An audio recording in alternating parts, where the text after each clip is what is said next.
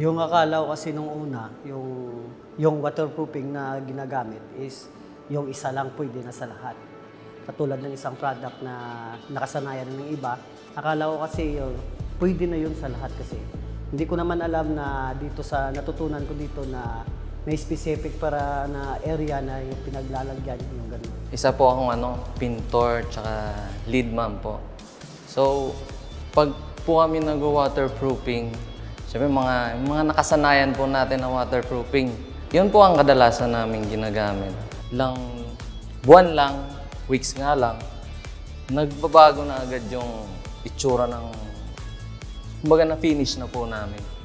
Doon na pumapasok, nagkakaroon ng problema, cracking. Nakita namin sa, yun nga may training po si Build Right. May malaman kami bagong products na maganda sa proyekto namin. Inaanyahan ko po kayo na mag-enroll kayo sa Build Right Academy. Marami kayong ditong matutunan na akala ko kasi yung sa waterproofing solution is yung isang produkto is pwede na sa isa, pwede na pala sa lahat. Pero dito sa Build Right Academy natutunan ko yung mga proper system, kung paano yung tamang application. Kaya mag-enroll na kayo sa Build Right Academy. Marami kayong matutunan dito.